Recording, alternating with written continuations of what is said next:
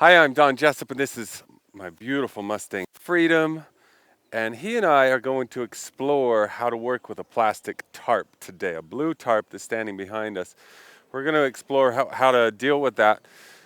Uh, it's the first time for him dealing with a tarp. So before I do that, I have to make sure there's a couple things in place. Things like boundaries. Like he really has to pay attention to me if I suddenly say, you can't do that, you're getting too close. Because what if I've got that tarp on there and he says, I'm scared of the tarp and I'm going to run right over the top of you. So I'm going to set some boundaries first. That's a real simple process, right? We're just going to make sure he can back away by wiggling this rope, maybe. He can wiggle that rope and he can back up a little bit. See, that's a safety standard I need to make sure that's in place. What do we got here? That's some dirt we got to rub off of there. Can I just take this rope and push him back with my hand? That's another safety standard I've got to have in place. Can I use a stick or a tool like this one here and rub him with it and bond with it? And then use that same tool to ask him to move. And then that's going to ensure that I stay safe when that tarp gets into play. Now that some boundaries are sort of set, we'll bond. We'll make sure that he trusts me and my hands, that he likes me. Bonding is about looking for areas that the horse enjoys being touched, scratched.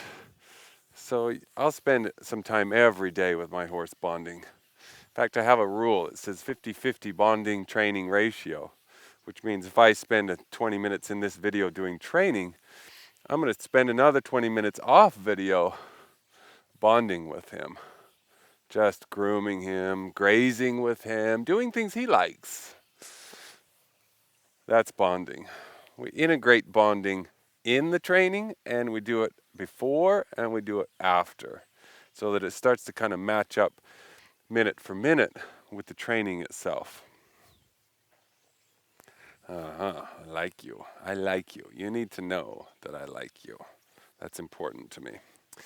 Okay, now, once you get past bonding and you get past some boundaries, well, you want to start integrating bravery. You want to start asking him, can he handle things happening to him? Things like a plastic bag, a flag, or a tarp. And today, it's about the tarp.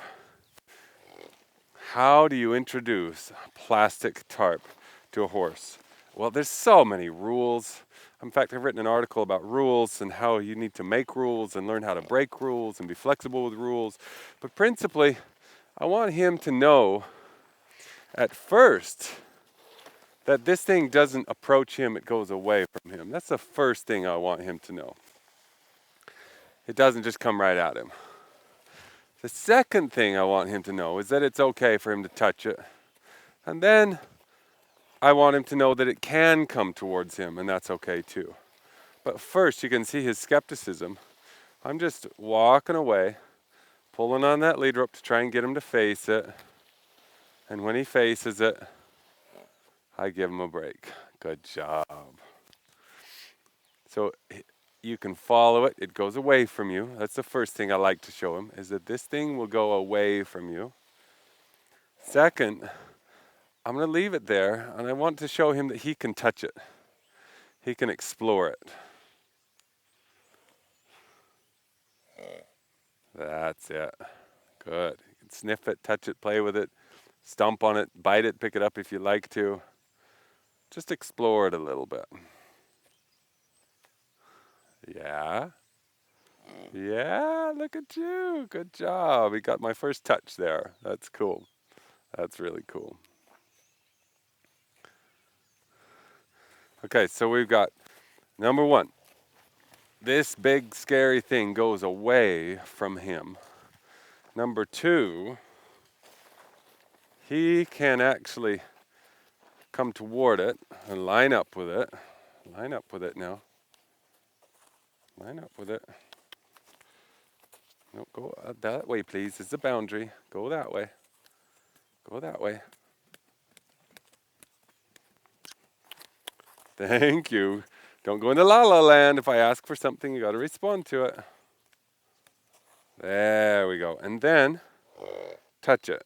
Touch it, sniff it, look at it, play with it, engage with it, explore it just a little bit. So number one's pretty easy. Number two, he's still pretty skeptical. He doesn't know if he can touch it, and so he hesitates. Takes a little while to do that. Yeah.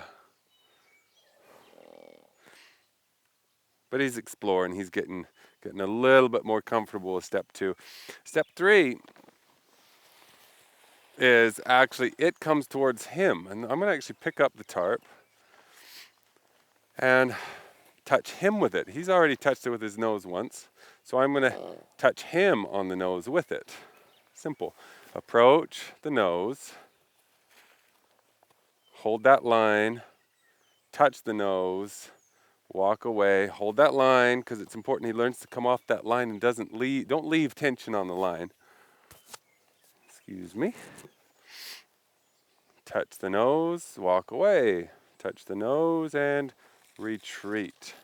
Approach and retreat. See, I've got tension on the line. He needs to come off that tension before I let go of the line. That's simple, right? Touch the nose, retreat. Touch the nose.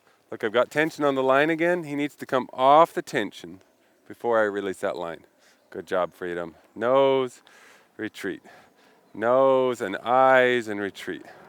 Nose and eyes and retreat. Come off the tension. Off the tension and release. Good job. I'm going to reposition myself here. Right about here-ish.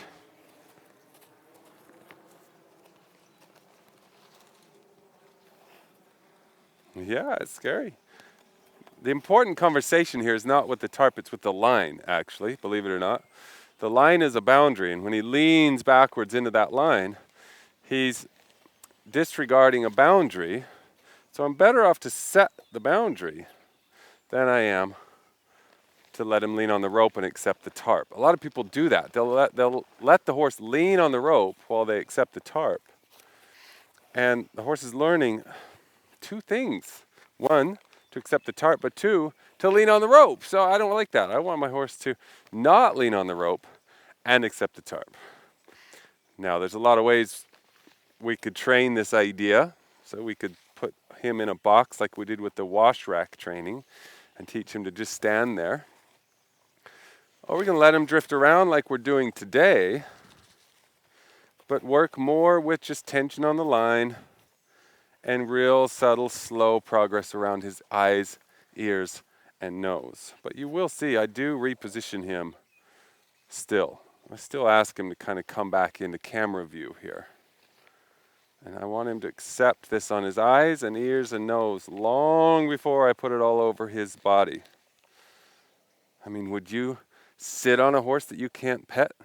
Would you sit on their back if you can't pet them on the nose? I wouldn't.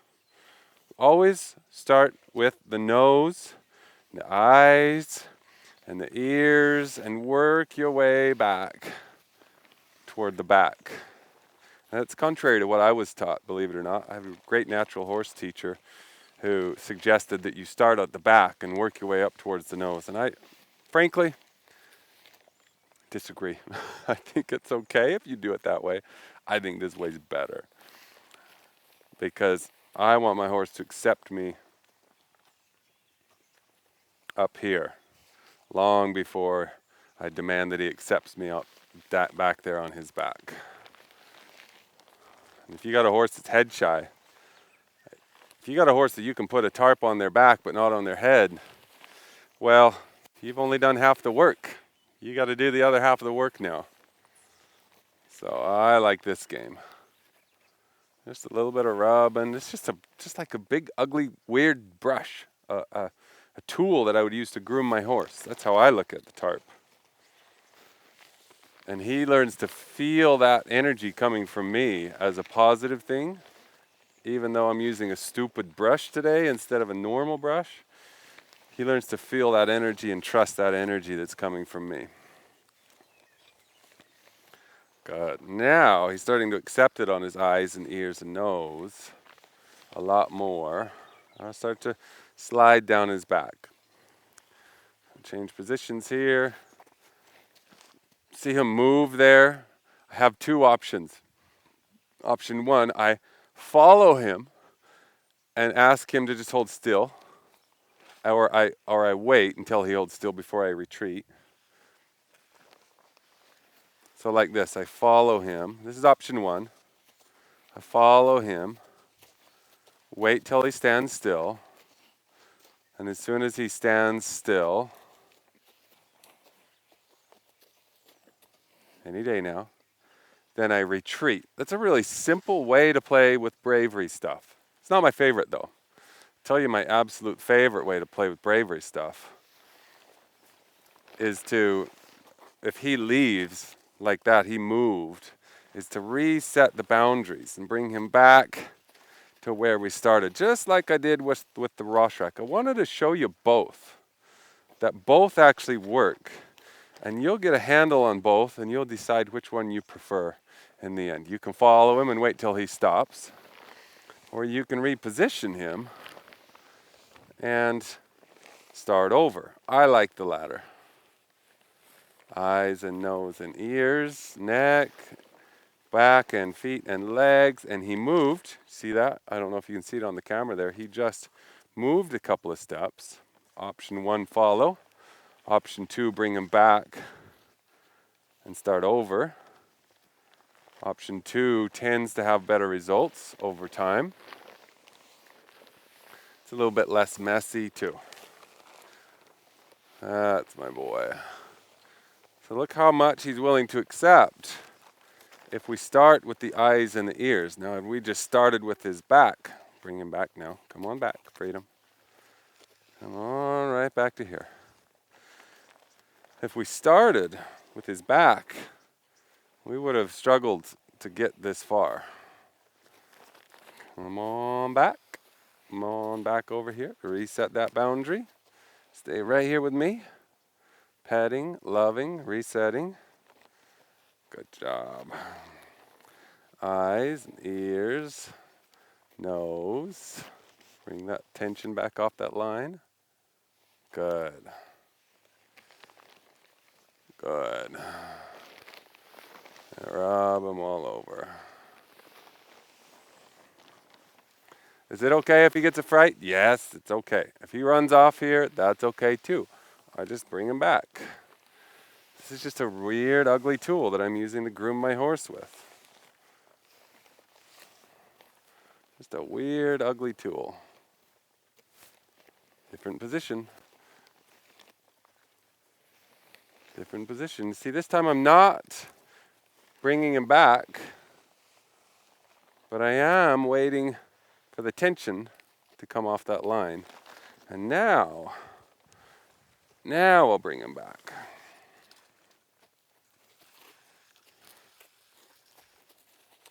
There we go.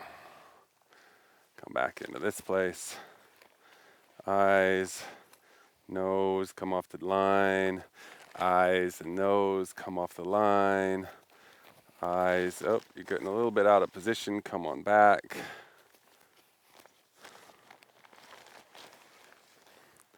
Eyes, nose, mouth, ears, neck, rub, rub, rub. See that Tarp is lying on the ground there. It touches his feet too. He starts to get a little bit nervous. I can retreat back towards his neck and go down his back a little bit. He gets a little bit nervous. I can retreat back towards his neck and down his back a little bit. His legs, his belly. Let's see how well he's got it. I'm going to leave that rope on the ground for a minute. Pet him on his eyes, his nose. Grab him all over his body. I mean, if he's really got it, I should be able to leave the rope on the ground. If he leaves and I have to pick the rope up, that just means we haven't quite got it yet. It doesn't mean I made a mistake. It just means we got to do some more.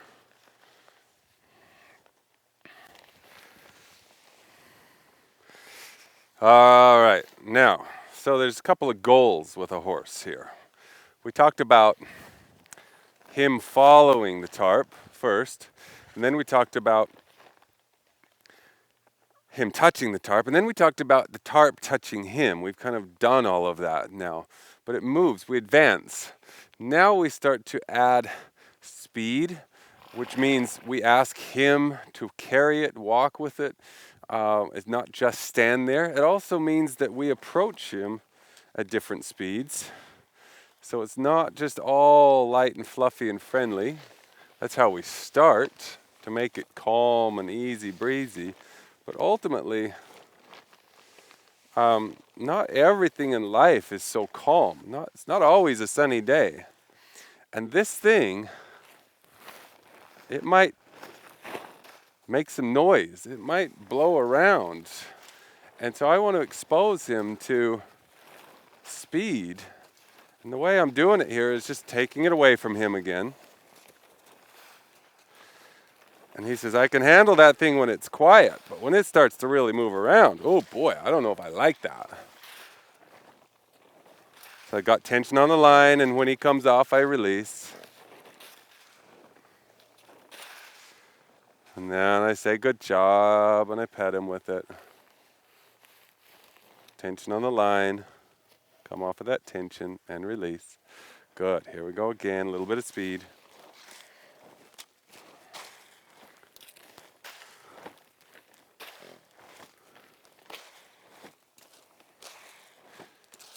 Good.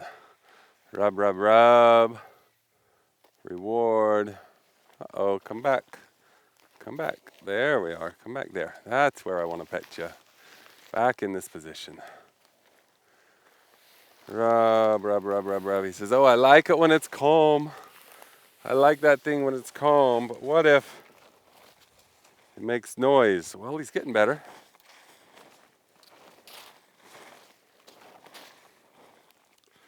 Good. Slowly but surely, he's accepting a little bit more. And what we do is we integrate speed in between rewards. See, watch this. That petting him with the tarp has become a reward. He's so calm about it. So I add some speed. Then I slow down and I reward him. And then I add some speed. So this is how we integrate the speed in between rewards. And then I slow down and I reward him. And we can do this out here too. Add some speed and hold it. This time I'm not putting him in the box. Should I? Maybe. There's no rule that says you have to.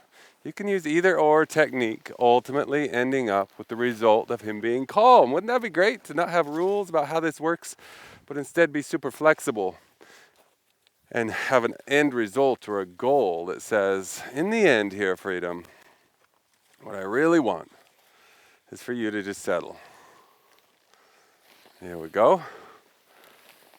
Rub, rub, rub. Add a little speed. Rub, rub, rub, rub, rub, rub, rub. Rub, rub, rub. Pet him. Thank you very much. Rub. Add a little speed and rub. And add a little speed and rub. A little speed and rub. Good. I like a smaller tarp for this reason. Go down to your hardware store and get yourself a nice 6-foot or a 4-foot tarp. Speed and rub. Speed and rub. So let's break down our goals one more time. We have him following the tarp. We have him touching or engaging with the tarp. Then we have the tarp touching him and engaging with him. Then we add speed. We actually add this sort of windy feeling to the tarp, so he gets used to that. And then we can integrate that speed into our rewards, and ultimately he can start to handle a lot more craziness from this tarp. It doesn't spook him as much. And he's still bothered he's not perfect because it's day one. Still day one here. Pet him on the eyes, the ears, the nose. But you can see it's progressing pretty rapidly. Yeah, that's a good boy. And the last goal I would have for him today, which is likely going to be the most exciting goal, is for him to carry it.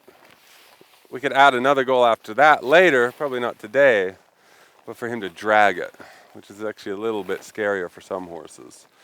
Just tie a rope to this tarp and sort of drag it behind us together.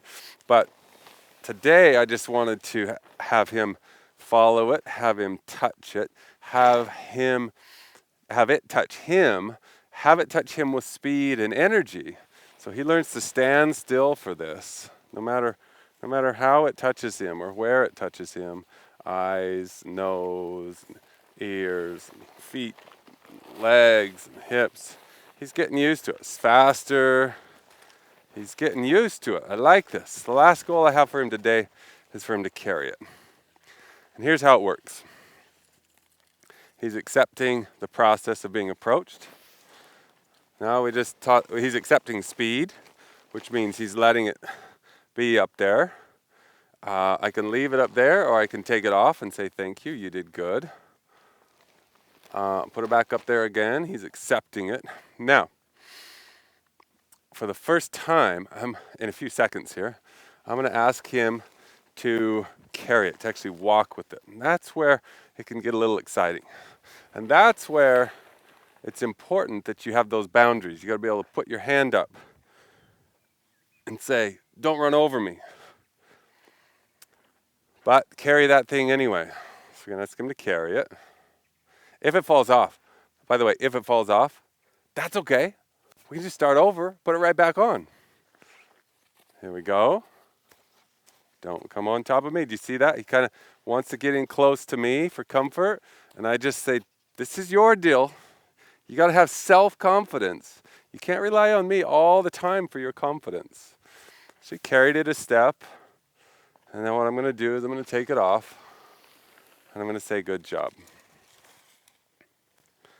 And we're going to put it back on. We're going to ask him to carry it another step.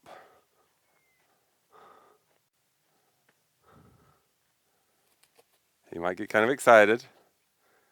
Put my hands up. Back him up a little bit if I need to. That's what those things are set for. Don't you come on top of me because you're scared. There we go. There we go. Now, I show you with some exaggerated tools because I want you to see it and I want you to remember it. If you're a practiced trainer already and you're a practitioner of horsemanship, you might use a stick, you might have different tools. To me, that doesn't matter. To me, what matters is that you have a process of progress. Number one, have him follow it. Number two, have him engage with it, touch it, feel it.